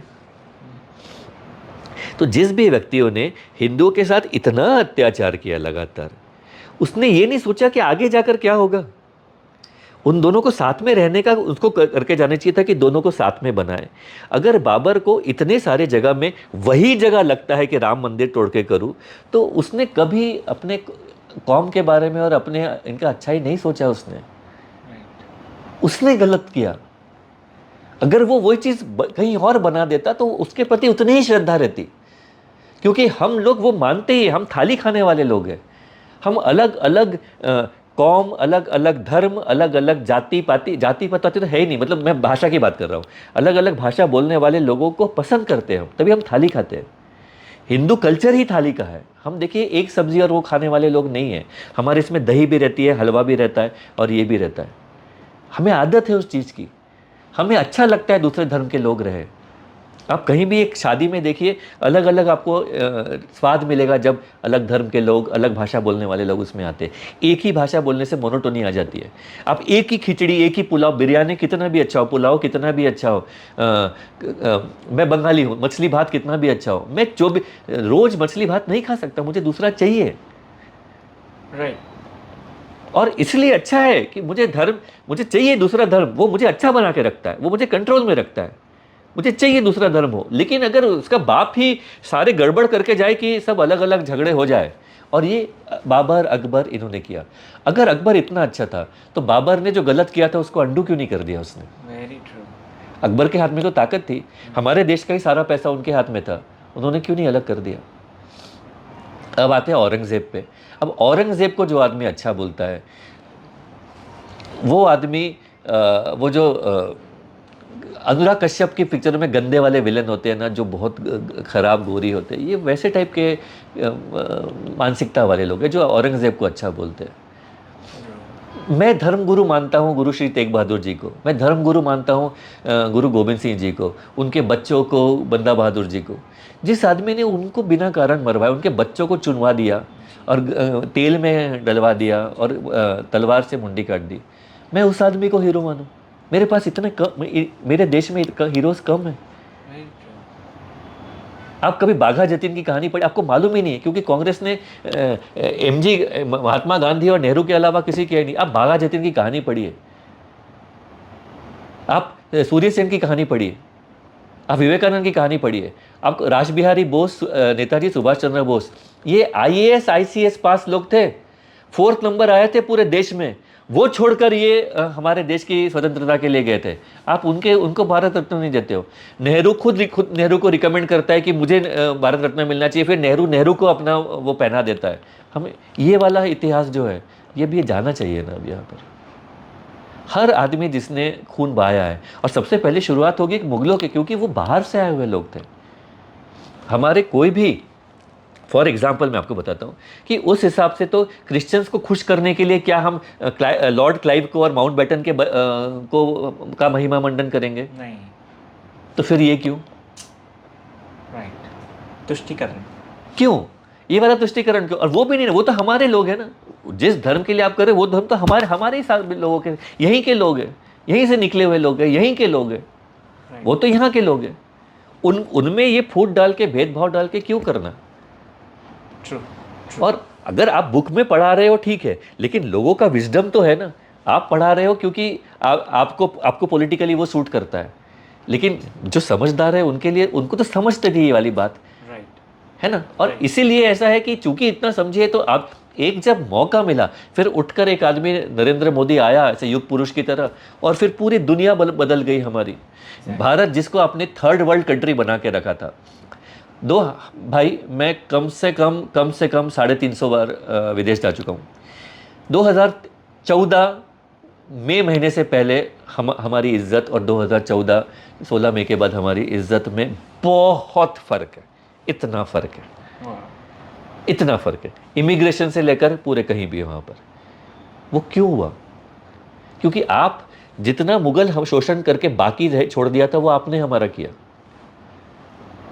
आज भी हाईएस्ट टैक्स पेयर्स हम ही हैं। आज भी अगर पूरे दुनिया में देखा जाए तो सबसे बड़े सीईओज और ये वो 62 कंपनीज के हमारे ही है। तो हमारे साथ शोषण क्यों? तब भी हम पर जजिया लगता था, आज भी हमको कुछ नहीं मिलेगा। अगला जो सवाल है वो ये है कि भारत को इस वक्त फोन कर रहे हैं। हाँ बोलो। नरेंद्र मोदी हाँ। की क्यों जरूरत है? अब मैं बता देता हूं आपको कि जितनी आवश्यकता नरेंद्र मोदी या बीजेपी को हमारी है, उससे 40 करोड़ गुना आवश्यकता हमें नरेंद्र मोदी और बीजेपी की है। क्यों? क्योंकि हम जो रिफ्लेक्ट करते हैं, हम जो है उसको स्थान देने के लिए ये लोग ज़रूरी है। हमारी एक वैचारिक वो है कि हिंदू कौन है? हिंदू क्या मानता है? हिंदू मानता है अतिथि देवो भव, वसुदेव कुटुंबकम। जीसस क्राइस्ट ने जो कहा था, the world is your family, the entire world is your neighbourhood. उनको किसी ने पूछा था क्राइस्ट को कि हु इज़ माई नेबर? आप कहते रहते हो कि love Dai neighbour, who is my neighbour? तो उन्होंने कहा था the entire world is your neighbour. तो हिंदू भी वही मानते हैं, पूरा भारत। हम किसी का बुरा कहीं नहीं लिखा है कि अगर तुम मछली खा रहे हो और दूसरा मछली नहीं खा रहा है तो उसको पीटो, तुम करेले की सब्जी खा रहे हो दूसरा नहीं खा रहा है तो उसको पीटो, तुम इडली खा रहे हो वो नहीं खा रहा है तो उसको पीटो। हमने नहीं लिखा है। हमारा है शांति फैलाना, हमारा है इस विचार को अगर प्रोपेगेट करना है हमको पूरी दुनिया में, तो हमें बीजेपी की ज़रूरत है। वरना हम ही नहीं रहेंगे, हमारा अस्तित्व ही नहीं रहेगा, हमारी अस्मिता ही नहीं रहेगी, हमारे विचार ही नहीं रहेंगे। हमारे विचार क्या है? वैष्णव जन तो तेने कहिए, पीड़ पराई जाने जे। मतलब एक इंसान जो दूसरे की पीड़ा समझता है वही विष्णु का आदमी है जी। अगर वो दूसरे की पीड़ा नहीं समझता तो वो विष्णु का आदमी है ही नहीं। ये मैं कब मान पाऊंगा खुल के? जब कोई ऐसा होगा जो भी ये मानता है जी। कांग्रेस ये नहीं मानती, ममता ये नहीं मानती, वो हाथी का अंडा, लालू का बेटा, 9वीं फेल, तेजस्वी। हाँ तेजस्वी, 9वीं फेल, जो दुनिया का सबसे, मतलब आप सोचिए, अब मैं आता हूँ उसमें। हाँ, तो please। ये सारे लोग ये नहीं मानते, तो मेरे लिए ज़रूरी है कि जो मैं मानता हूँ जी। कि मैं सर्वधर्म को सम्मान देना, सर्वधर्म सम्मान मैं मानता हूँ। जी। तो और मैं मानता हूँ, मैं सही में मानता हूँ, मैं जानता हूँ, मैं जैसे आज आपको बोलने वाला था, मैं मानता हूँ कि अल्लाह अकबर, हाँ, मैं जानता हूँ कि अल्लाह अकबर, Right। मैं ये सोचता हूँ कि अल्लाह अकबर, पर अकबर को खुदा मैं नहीं मान सकता क्योंकि अकबर क्रूर था। Very true. तो मैं बता रहा था तुमको राहुल कि हमें मोदी जी की ज़्यादा ज़रूरत है बजाय इसके कि मोदी जी और बीजेपी को हमारी ज़रूरत है। ओके। ठीक है, वो पॉलिटिशियंस है, वो कर ही लेंगे, जी। पर ये जो पूरा एक नया भारत बन रहा है ना, ये जो खूबसूरत भारत बन रहा है, जी। हम लोग जो चीज़ डिजर्व करते थे, आपको मैं एक छोटे से लाइन बता दूंगा जो पिछली बार भी बताया था मैंने, मतलब किसी और पॉडकास्ट में, कि आपको पता है लगभग 20 करोड़ औरतें, 20 करोड़ औरतें हर रोज सुबह और शाम इस प्रकार से गांव में बैठती थी ऐसे, जी। सोच। और सामने आपके बैठता है आपका पति, आपका ससुर, ससुर के दोस्त, आपके बेटा, बेटा का दोस्त, और आप यूं बैठे हुए हैं, तो आपका क्या दिख रहा है उनको आप भी समझते हैं, और उनका क्या दिख रहा है आपको उस वक्त समझता है, क्योंकि वो दोनों रोड के इस पार बैठते थे। अगर किसी भी पॉलिटिशियन को, किसी कांग्रेसी लोग को ये नहीं समझा कि क्या व्यथा है, तो वो पॉलिटिशियन होने के लायक ही नहीं है, वो उतने ही अत्याचारी है जितने कि मुगल थे। Very true. इस चीज से निकाला है, एक औरत हर रोज उसके साथ, मतलब फिजिकल दुष्कर्म नहीं हो रहा है, लेकिन आंखों का दुष्कर्म आंखों हो से, ही रहा है, right। क्योंकि उसका बेटा भी उसका एक एक अंग जानता है, और उसका पति का दोस्त भी है, उसके ससुर का दोस्त भी। Very true. ये किसी के दिमाग में नहीं है, मोदी के दिमाग में है, तो हमें मोदी की जरूरत है। ओके। आप जब देखते हो कि ऐसे मटके लेकर बहुत सारी सुंदर एग्जीबिशन में दिखाई देती है लड़कियां जा रही है, 9 मटकों को बैलेंस करके आप 5 किलोमीटर पानी लेकर आओ रोज, सुबह और शाम, आपको समझ में आ जाएगा। ये जो जल मोदी जी लेकर आए हैं और बीजेपी हमको दे रही है, हमें बीजेपी की ज़रूरत है, हमें मोदी की ज़रूरत है। ओके। ओके। 45 दिन में पैसा खिला के आपका पासपोर्ट आता था, आज 2 दिन में बिना पैसा खिलाए पासपोर्ट आता है। हमें बीजेपी और मोदी की ज़रूरत है, बीजेपी और मोदी को हमारी ज़रूरत नहीं है। ये जो हम लोग यहाँ से, अब अगर आप गांव के लोगों की बात करोगे ना, तो हर बच्चा आके बताता है कि सर पिताजी की तबीयत बहुत ख़राब है, हड्डियाँ टूट चुकी। कितने साल के पिताजी है? 40 साल के हैं, 42 साल के। कैसे? गांव से यहाँ से वहाँ साइकिल से जाते थे, रास्ता उबड़ खाबड़ था। ये जो मोदी जी ने पूरा बनाया है सड़क, पूरे देश को अलग कर दिया है, कनेक्टिविटी, इतनी खूबसूरत कनेक्टिविटी, इसलिए हमें मोदी जी की ज़रूरत है, हमें बीजेपी की गरज है, उनको हमारी नहीं है। सिद्धार्थ भाई, इसी से ही हम, अब पॉलिटिक्स में मज़ा ही आ रहा है आपकी बातें सुन के, इससे हम थोड़ा सा शिफ्ट करते हैं टूवर्ड्स जो विधानसभा चुनाव होने वाले हैं बिहार के। जनता दल यूनाइटेड है वहाँ पे, तेजस्वी यादव है वहाँ पे, बीजेपी है, कांग्रेस है वहाँ पे, जो मेजर हैं, और पासवान जी, वो तो मोदी जी के हनुमान हैं। अब मुझे एक बात बताइए कि इस बार बिहार को क्या फैसला लेना चाहिए और क्यों? क्या बीजेपी बिहार में वो अचीव कर पाएगी जो उसने मध्य प्रदेश में किया है, या राजस्थान में किया है, या उत्तराखंड, या फिर दिल्ली में इनफैक्ट जो अभी रिसेंटली किया? मेरा तो एक पर्सनल वो भी है, फोरकास्ट भी है कि Samrat Choudhary is the next CM. मतलब ठीक है, मैं ऐसा बोल नहीं सकता क्योंकि जेडीयू भी इन्वॉल्व है और ये है, पर उनको देख के समझ में आता है मुझे कि उनके उसमें लिखा हुआ है कि इज़ द नेक्स्ट सीएम। इस बार हो, कभी भी वहाँ पर हो, इस बार भी बीजेपी ही आएगी, इस बार भी बीजेपी ही आएगी, एनडीए के साथ आएगी, सब चिराग पासवान और ये इनके साथ ही आएंगे, क्योंकि बिहार की जो जातीय, वो जो उन्होंने करके रखा था, उसको जाति में डिवाइड करके रखा था। अगर बिहार वाले सोचे कि जाति में डिवाइड करने के बाद ये जो लालू प्रसाद यादव ने एक बहुत ही निम्न स्तरीय जातीय चीज़ कर दिया था उसको, उससे उनको क्या फ़ायदा मिला बिहार के? मुझे 2 मिनट का भाई समय दो और इसको रखना प्लीज़। सबसे पहले जो सीएम थे, सबसे पहले जो प्रेसिडेंट थे हमारे देश के, श्री राजेंद्र प्रसाद जी, वो कहाँ से थे? बिहार से। पूरी दुनिया का सबसे बड़ा ज्ञान का भंडार नालंदा यूनिवर्सिटी कहाँ पर था? बिहार में था। मगध राजा, पाल किंगडम जो था, और ये गुप्ता किंगडम जो था, ये सब कहाँ के थे? बिहार के थे। चाणक्य बिहार के थे। सबसे फर्टाइल जगह कहाँ का था? बिहार का था। बेस्ट ऑफ द बेस्ट जो अभी भी आईएएस आईपीएस टैलेंट आता है, वो बिहार से आता है। तो फिर भाई बिहार इतना गरीब क्यों रह गया? क्योंकि लालू प्रसाद जैसे आदमियों ने आपको जाति पाति में उलझा के रख दिया, और उससे खराब कुछ हो ही नहीं सकता। किसी को जात ही मानना, अपने आप को भी किसी जात का मानना, किसी को छोटा मानना, उससे बड़ा मानना, आप किसी को ऊंचा भी मत देखिए जात, आप सब बराबर है। दो हाथ दो नाक, सॉरी, दो हाथ एक नाक दो आंख दो कान वाले सब बराबर के लोग हैं, इसलिए मत कीजिए यहाँ पर। आप एक बात सोचिए, बिहार के लोग, खाली एक बात सोच लीजिए कि जिसके माँ भी चीफ मिनिस्टर है और जिसका बाप भी चीफ मिनिस्टर है, अगर वो 9वीं फेल है तो क्या वो आपका भविष्य सुधारेगा? पूरी दुनिया में सिर्फ एक ही घर है जहां पर बाप भी सीएम है, माँ भी सीएम है, और उसका हाथी का अंडा बेटा 9वीं फेल है। एक लाइन उसको ठीक से नहीं बताते आती, एक विजन नहीं है उसका ठीक से। हम लोग कहते हैं कि पर्सनैलिटी अच्छी होनी चाहिए। ये आदमी एक हाथी का अंडा है, वो यूथ को क्या ये बताएगा, क्या उसका क्या मैसेज जाता है यूथ को? हम लोग बताते हैं कि पॉपुलेशन देश को ख़राब कर रहा है, अगर देश की पॉपुलेशन इतना नहीं होता तो आज हमारे पास साधन ज़्यादा होते। ये आदमी जो सीएम था और इसकी बीवी सीएम थी, इसके 9 बच्चे हैं, ये क्या मैसेज देते हैं लोगों को? ये आम्बेडकर साहब के फ्रेम को नीचे रख के यहाँ पर ऐसे सोए हुए हैं, ये क्या मैसेज देते हैं लोगों को?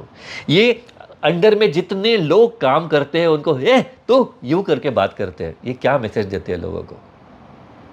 अगर आप बिहार वासी होने के बावजूद, जिनकी पूरी लिनेज, जिनकी लेगेसी इतनी ज़बरदस्त थी, अगर आपको लगता है कि ये आपका लीडर होगा, तो आप अपना और अपने बच्चों का भविष्य क्या कर? आप जाति पाति सब भूल जाइए। अरे अगर आप यादव है तो सबसे बड़ी बात सोचिए, सबसे बड़े यादव तो नंद जी थे, जिन्होंने कृष्ण जी को पाला था। ये कृष्ण जी का कितना ख्याल रखते हैं? राइट। अगर ये उनका ही ख्याल नहीं रखते तो आपका क्या ख्याल रखेंगे? अगर ये उनको भूल गए तो वो आपको क्या याद रखेंगे? ये सिर्फ बहुत सारा। और एक बात, पूरी दुनिया में कोई ऐसा है जो 4 बार कन्विक्ट का बेटा है सीएम कैंडिडेट? क्या बिहार के दिन इतने खराब आ गए, इतने खराब आ गए कि 4 बार कन्विक्ट एक आदमी के बेटे को वो सीएम बनाए जो 9वीं फेल है? उनके बारे में वो कहता है कि मैं आईपीएल का वो था, उसका पिताजी कहता है कि ये आईपीएल में पानी लाने जाता था। मैं उस टीम ओनर को जानना चाहता हूं जो इसको पानी भी लाने के लिए भेजता था, इस हाथी के अंडे को। अगर इसमें आपको अपना सीएम दिखता है तो फिर सबके लिए प्रार्थना है,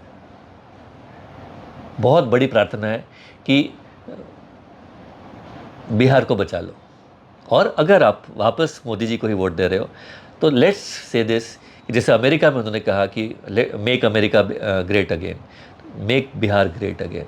अगर हमारी संस्कृति और इतिहास से देखा जाए तो बिहार जैसा और बिहारियों जैसा कोई नहीं है। और मैं बिहार से हूँ भी नहीं और मैं वहाँ से इलेक्शन भी नहीं लड़ रहा हूँ, इसके बाद भी मैं ये बात बता रहा हूँ।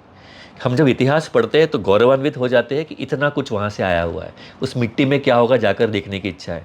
आपको ये भी पता, आप तो बिहारी ही हो, आपको तो पता है कि गौतम बुद्ध को एनलाइटनमेंट वहाँ मिला था, वहाँ पर ज्ञान वहाँ मिला था। और जहाँ पर गौतम बुद्ध को एनलाइटनमेंट मिला था, जहाँ के महावीर जी है, जैन जी महावीर मतलब तीर्थंकर जी जो थे 24वें, उस ज्ञान के जगह पे ये 9वीं फेल को आप सीएम बना रहे हो। Very true. आप खुद को चेहरा कैसे दिखाओगे? आप खुद को आईने में कैसे देखोगे True. कि मेरा लीडर जो देश स्टेट का सबसे बड़ा आदमी है वो 9वीं फेल आदमी है, हाथी का अंडा है, भ्रष्ट, सबसे बड़े भ्रष्ट आदमी, जिसने 96-97 में 750 करोड़ का, मतलब आज की तारीख में करीब 70,000-80,000 करोड़ का चारा खा लिया, जिसने मुर्गी का चारा जिसने खा लिया, इंसानों का तो उसमें सवाल ही नहीं उठता। उसके बाद आरटीआई से आप करके देखिए कितने लोग मरे, किस प्रकार से माफिया राज था। जो आदमी शहाबुद्दीन की जय बोलता है, अभी कुछ दिन पहले वो शहाबुद्दीन की जय बोल रहा था जो आदमी, अगर आपको लगता है कि ये आपको कानूनी बचाएगा, ये आपकी बच्चों की शिक्षा का तय करेगा, ये आपको सुकून देगा, संभाल के रखेगा, तो प्रार्थना है आपके लिए। बिहार तो जो सिचुएशन है वो तो बदलेगी, लेकिन पश्चिम बंगाल का क्या होगा? पश्चिम बंगाल जो कि एक अगला कश्मीर बनता जा रहा है। कश्मीर जिस तरीके से वहाँ पे पलायन हुआ था, भारी मात्रा में, हमें पता है रातों रात अनाउंसमेंट हुई थी, मस्जिदों से लाउड स्पीकर वगैरह वगैरह। पश्चिम बंगाल का सेम वही हाल है, संदेश खाली ले लीजिए, या फिर अभी जो मुर्शिदाबाद की घटना हमारे सामने आई थी, डायरेक्ट एक्शन डे कैसे भूल सकते हैं हम। पश्चिम बंगाल कब सुधरेगा, कैसे सुधर सकता है, क्या उपाय हैं वहाँ पे, क्योंकि 3 साल से वहाँ पे ममता दीदी ही बैठी हुई हैं और 14 साल से 14 साल, सॉरी 3 बार जीत के, सॉरी, तो वो ही बैठी हुई है और कंटिन्यूसली। व्हाई, जब सबको पता है कि she is not doing right. देखिए, मैं आपको कुछ बातें बता देता हूँ कि हमारे पास, मैं इतने शोज़ करता हूँ और हर बार हर शो में अगर 14 कंटेस्टेंट है तो 7 बंगाल से आते हैं, तो टैलेंट बहुत आता है, चाहे डांसिंग हो चाहे सिंगिंग हो, बंगाल से टैलेंट आता है। 7 के 7 बच्चे, उनके माँ बाप सब ये बोलते हैं कि वोट तो बीजेपी को दिया था, पता नहीं ये कैसे हो गया, चाहते तो हम भी मोदी जी को है, तो कैसे हो गया।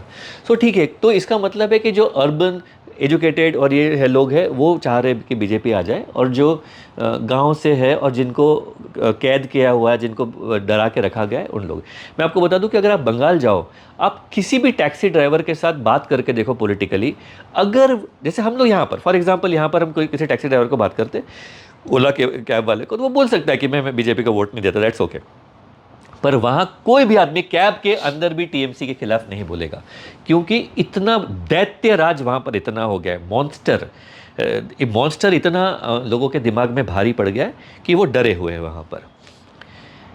बंगाली, मैं खुद बंगाली हूँ और प्राउडेस्ट बंगाली हूँ। आप लोग सोच सकते हैं कि जो वहाँ रहते हैं ना, उनके लिए वो रोज़ मतलब बंगाली में कहते हैं दाल भात हो गया है वो, मतलब नॉर्मल है। हमारे लिए तो we crave for it. Bengal मतलब हमारे लिए सिर्फ यहाँ है, हमारे ऐसे है, मतलब ऐसे जैसे भगवान की पूजा करते हैं वैसे बंगाल की पूजा करते हैं।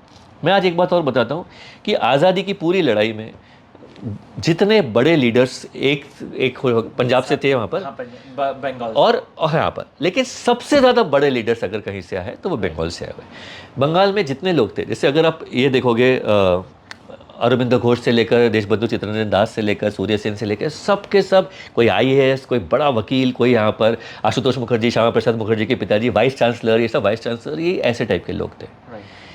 वो वाला बंगाल अब सो गया है। बंगाल मछली खा के आराम से सो रहा है, ये तब जागेगा। अब आपको बताता हूँ कि बंगालियों के जागने की कितनी ज़रूरत है कि 1905 में बंगाल डिवाइड हुआ था, लॉर्ड क्लाइव ने डिवाइड किया था। 1947 में फिर माउंटबेटन ने तो नहीं किया था, जिन्ना ने डिवाइड किया था। बंगाल पूरी दुनिया का अकेला स्टेट है जो 2 बार डिवाइड हुआ, और इसके बाद भी अगर बंगाली लोग नहीं जागे, रीढ़ की हड्डी को सही नहीं किया और इस बार इलेक्शन में नहीं किया, तो आप याद रखिए कि अब पानी मांगने की जगह नहीं होगी अगर अगले 5 साल के अंदर बुरी शक्ति वहाँ पर आई तो। और बुरी शक्ति कौन है आप जानते हो। अगर आपने इसी देश में सम्मिलित होकर रहना चाहते हैं, तो अब ज़रूरी है कि आप अपने बुद्धि को जगाए, आप खुद जागे। बहुत हो गया सोना मछली खा के, बहुत हो गया। अब समय है कि आप जाग जाओ, वरना जो बांग्लादेश में आप देख रहे हो वो बिल्कुल आपकी किस्मत में है। एकदम एज पे है वो, एज पे हो, मतलब आप एज पे हो, और टाइम बॉम्ब एकदम আপনারা সব রাত জেগে যান। যদি এখন না জাগেন তাহলে ভাববে कि আপনার সারা জীবন শুয়েই থাকতে হবে। গেল, सब কিছু গেল, सब गया हाथ से। ये बिगिनिंग ऑफ द एंड है। अगर ये लेडी फिर से दोबारा आई तो ख़त्म हो जाएगा सब। इतना बोल दे रहा हूँ मैं, कुछ नहीं है। आपको मालूम भी नहीं है राहुल कि एक समय था कि बंगाल, केरला फर्स्ट था लिटरेसी में और बंगाल सेकंड था, ठीक है। अब आप जाके गूगल कीजिए कि टॉप 10 में भी लिटरेसी में बंगाल नहीं है, अब जीडीपी में बंगाल नहीं है। इंडियन टाइगर जो होता है ना, वो रॉयल बंगाल टाइगर के नाम से जाना जाता है। अब रॉयल बंगाल टाइगर में सुंदरबन 9th नंबर में है, महाराष्ट्र, मध्य प्रदेश ये सब पहले नंबर में है। तो बंगाल को कितना गंदा लेकर आ गई है कोई एक लेडी, आप सोच के रखिए। कुछ भी नहीं है, सिवाय यहाँ पर रोहिंग्या आने के और बांग्लादेशी आने के बंगाल का कुछ भी खासियत नहीं है। एक समय था बंगाल, एवरी सिंगर, अलका याग्निक से लेकर जो बंगाली नहीं भी है, जो जैसे किशोर कुमार है और ये सब बंगाली हुआ करते थे। आज कोलकाता से कौन आता है? लास्ट 2005 में आया था अरिजीत, आज कौन आता है जो यहाँ पर आके जीतता है? जो यहाँ CEO काम कर रहे थे सारे कंपनीज में बड़े बड़े, एक समय था कि कुणाल दास गुप्ता से लेकर पीटर मुखर्जी से लेकर सब बंगाली थे यहाँ पर। आज कौन बंगाली है? पिछले 14 साल में बंगाल ने क्या प्रोड्यूस किया है? अभी 62 जो बाहर सीईओज है पूरे वर्ल्ड में, एक समय था कि बंगाल मतलब कभी भी कहीं भी 50 लोग होते थे तो उसमें से 30 बंगाली होते थे। मैं खुद क्लास में फर्स्ट आने वाला बच्चा था, मैं बंगाली में जो थर्ड आते थे वो बंगाली, सब बंगाली थे। आज कुछ नहीं, आज बंगाल से निकले हुए कोई कहीं नहीं। ये जो 62 सीईओज इन द वर्ल्ड है, माइक्रोसॉफ्ट और इसमें सब, यहाँ पर कहीं कोई बंगाली नहीं है। ममता ने बंगाल और बंगाली की तबाही मचा दी है। अगर आप ये नहीं समझ रहे हो, अभी भी नहीं जाग रहे हो, तो फिर सोना ही लिखा रहेगा किस्मत में। और नेक्स्ट कश्मीर। सिद्धार्थ भाई, कहाँ भागोगे आप उसके बाद? भाग के जाओगे कहाँ? आधा बंगाल देने के बाद भी, मतलब बंगाल जैसी माटी होती नहीं थी। उस मिट्टी में हीरा, मतलब मिट्टी में ही कुछ ऐसा पैदाइश था कि हर घर में, आपको बताता हूँ राहुल, जैसे नॉर्थ बंगाल में हम जाते थे पहले, तो 6 बजते ही, आप 6 बजे, मेरी नीस हुई थी तो मैं उसको गोद में लेके जाता था, तो उसको सुलाना नहीं पड़ता था क्योंकि हर घर से गाने की आवाज़ आती थी और हारमोनियम की आवाज़। इतना खूबसूरत इवेंट होता है वो, एवरी इवनिंग 6 o'clock टन बजाता, वहाँ से ऐसा आप लेके जाओ, और मैं उसको लेके जाता था। अब सिर्फ मार पीट, बंगाली में एक वर्ड है कि चाकू से मार देने को कहते, कुपिए दिए छे। अगर आप टेलीविजन खोलो, मेरे डैडी मम्मी जो इतने प्राउड बंगालीज है, रविंद्र संगीत, मेरी माँ को जितना लिखा था 2500, उन्होंने 2500 से ज़्यादा मेरी माँ को याद है। हम वो प्राउड बंगालीज है। अब वो बंगाली चैनल नहीं देखते टीवी पे, क्योंकि सिर्फ वहाँ एक ही आता है कि टीएमसी लोग ओके कूपी दिए थे, वो तो चाकू से मार दिया, चाकू से मार दिया, चाकू से मार दिया। यहाँ पर यही बंगाल बना रहे थे आप। इसके लिए पूरा सब, श्यामा प्रसाद मुखर्जी से लेकर सूर्य सेन लेकर अपनी जान दी, सुभाष चंद्र बोस ने अपनी जान दी। सो जागो। ये पॉडकास्ट बहुत ज़्यादा सुपरहिट जाने वाला है। इसका बस मैं एक आखिरी सवाल दिल टू दिल वाला है, वो है कि पीएम मोदी के बाद कौन जो भारत की इस व्यवस्था को संभालेगा, उसे नर्चर करेगा, उसके रियल रूट्स को निकाल के ऊपर तक लेकर आएगा, और क्यों? पीएम मोदी पहले तो मेरे हिसाब से 2029 में भी होना चाहिए, क्योंकि अभी हमें उनकी ज़रूरत है, और उनकी टीचिंग को, उनके वे ऑफ वर्किंग को सीखने की ज़रूरत है, जिसके लिए कि in the line of fire बोलते हैं उसको, ये पता नहीं क्या बोलते हैं, कि उस लाइन में है योगी जी, सबसे फर्स्ट कंटेस्टेंट डेफिनेटली योगी जी है, हेमंत बिस्वा शर्मा भी है। अब मैं आपको बताता हूँ कि ये धर्म वर्म के लिए नहीं है कि भाई इस धर्म को उठाना, उस धर्म को गिराना, ये सब के लिए नहीं है। एक भारत के लोग डिज़र्व करते हैं अच्छी लाइफ, ये डिज़र्व करते हैं अच्छा भविष्य, ये डिज़र्व करते हैं स्ट्रॉन्ग भविष्य, कि कोई भी ऐरा गैरा नत्थु खैरा थर्ड रेट कंट्री अपने 10 लोगों को भेज के मुंबई को नेस्ता नाबूद ना कर सके। 170 लोग वहीं मार के, 150 लोग जो घायल हो गए थे वो बाद में उनमें से मरे। बॉम्बे के अंदर एक ही साथ 15 मिनट के अंदर 5 लोकल ट्रेन में ब्लास्ट करना, ये एक 2 कौड़ी के देश को हिम्मत हो जाती है जब एक बहुत ही थर्ड रेट गवर्नमेंट आती है। वो हर 15 दिन में, क्योंकि बॉम्बे वाले केस को कोई सोल्यूशन नहीं था, उसका कोई बदला नहीं लिया गया, तो उन्होंने फिर जयपुर में ब्लास्ट कर दिया। जयपुर का नहीं किया गया तो दिल्ली में ब्लास्ट कर दिया, दिल्ली में ब्लास्ट नहीं किया गया तो नागपुर में कर दिया, नागपुर। अरे अपने घर में किसी एक को भी खोके देखो, एक भी इंसान को खोके देखो, आपको समझ में आएगा एक ब्लास्ट का क्या फ़र्क पड़ता है। तो हमें अगर चाहिए यहाँ पर आज फटती है, मतलब ये लैंग्वेज शायद यूज़ करना चाहिए नहीं कि उनकी फटती है, उनसे गलती हो जाए तो उनके आतंकवादी आके कर दे तो गवर्नमेंट को लगता है कि हमसे पूछे बिना कैसे कर दिया, हमारी तो ऐसी की तैसी हो गई। उसके लिए मोदी जी को और 5 साल रहना ज़रूरी है। डेफिनेटली मेरा जब ख्याल है, अगर योगी जी होते तो उनको तो इंटरनेशनल भी किसी के मतलब नहीं है, वो तो ऐसे खुद जाके मतलब वो ऐसा अपने हाथ से उन्हीं के न्यूक्लियर बॉम्ब से उनको ख़त्म कर देंगे। तो योगी जी है, but there are very good people like, क्योंकि अगर आप देखोगे राहुल, कभी जाके गुवाहाटी देख कर आओ। हमने नए भारत का गुवाहाटी भी देख कर आया, पुराने भारत का मैंने सुना है अभी रिसेंटली, इनफैक्ट पंचायत की एक कास्ट गई थी वहां पे, उनका इंटरव्यू मैं देख रहा था, and they were very happy about, impressed like anything. Hemant, अगर Hemant Biswa Sharma, one of my friend जो है वहीं से बिलोंग करते हैं, तो उन्होंने भी मुझे बताया था कि he is doing so good, like he is, they are. मैं अब यूपी देखिए, जिस यूपी में शाम को 5:30 बजे के बाद लड़कियां निकलती नहीं थी, आज हम प्रयागराज गए, स्कर्ट पहन के 11 बजे तक लड़कियों को हमने मेन रोड पे चलते देखा है। 2 लड़कियां चल रही है, ऐसा भी नहीं कि कोई लड़का साथ में है तो यहाँ पर है। मोदी जी के अंडर में, योगी जी के अंडर में मैंने 2015 में टेंट में श्री राम जी का घर देखा था। आज मैंने उसको भव्य दिव्य इतने बड़े रूप में उनको देखा है। तो this is what we are going to pay them back with. उन्होंने हमको ये दिया है, हमको सुख सुविधा का चरम दे के रखा है। अभी सारे रास्ते तुरंत बन जाते हैं, सारे रास्ते मक्खन की तरह है। मैं नागपुर से मुंबई 8 घंटे के अंदर आता हूँ, घर अंधेरी पहुँच जाता हूँ। पहले 17 घंटे लगते थे। तो मैं क्यों ना मोदी जी को वोट दूँ। मैं और पापा मम्मी हम लोग पापा कांग्रेसी है, मैं ये भी बता देता हूँ। तो हम बहुत घर में लड़ते हैं। हमें पेरिस के 5 स्टार होटल से भी निकाल दिया गया, हम इतने ज़ोर से लड़ते हैं वहाँ पर। और तो पापा भी मानते हैं इस बात को। क्यों मान रहे हैं? क्योंकि हम ओला से यहाँ से जा रहे थे मेरे भाई के घर में, तो मैंने उसको पूछा ड्राइवर को कि तुम किसको वोट दोगे? तो बोले मेरा तो वोट हो गया। मैंने बोला ये कौन सा स्कैम है, क्योंकि महाराष्ट्र में तो वोट अभी इतने तारीख को है। बोले सर मेरा वोट यूपी में था। तो मैंने बोला तुम एक वोट देने के लिए यूपी गए थे? बोले सर मोदी जी ने, मेरी माँ 87 साल की है और मेरी माँ ने ज़िंदगी में गाँव में लाइट नहीं देखी थी। मोदी जी की वजह से मेरे गाँव में लाइट, मेरी माँ लाइट देख के मरेगी। तो मैं एक वोट देने के लिए क्या, मैं मतलब खाली ऐसे ही चले जाऊंगा उनके लोगों को बोलने के लिए। भाई मेरे डैडी के भी आंख में आंसू थे, मेरी मम्मी के भी, और जो डैडी कांग्रेस के वोटर है। अब उनको पता है ये अटल सेतु, हम लोग अटल सेतु में उतरे कि नहीं। पापा बोलते अरे यार अब तो सारे वोट बीजेपी को ही जाने वाले, ये देखकर कौन दूसरे को देगा।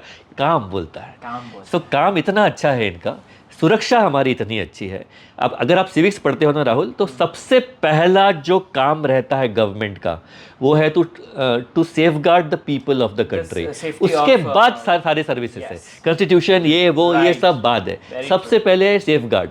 और हम मोदी जी के अंडर में, योगी जी के अंडर में फुल्ली सेफ है। So the next best thing is Yogi Adityanath ji. क्या बात है। तो दोस्तों ये हैं सिद्धार्थ डे, जिन्होंने दिल खोल कर हमसे बातचीत करी, चाहे वो कोई भी टॉपिक ले लीजिए।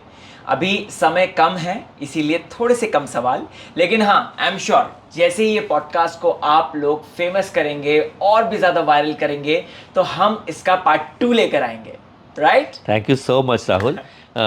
मैं राहुल को एक बारे में एक बात और बता देता हूँ कि मुझे नहीं पता कि मुझे सुनने के लिए कितने लोग आए होंगे, पर राहुल जैसे लोग जो पॉडकास्ट करते हैं ना, तो उनकी सवालों में भी समझ है। उनके खाली एक ऐसा सवाल नहीं है कि मुझे पॉडकास्ट करना है, मुझे जाना है। जिस सवाल का एक्चुअली अच्छा जवाब हो सकता है, या जिसके मतलब जवाब हम ऐसा चाहते हैं जो लोगों को प्रभावित करे, पर उसके लिए सवाल भी सही पूछना ज़रूरी है। ये बंदा सही सवाल पूछ रहा था। Thank you so much. Thank you Rahul.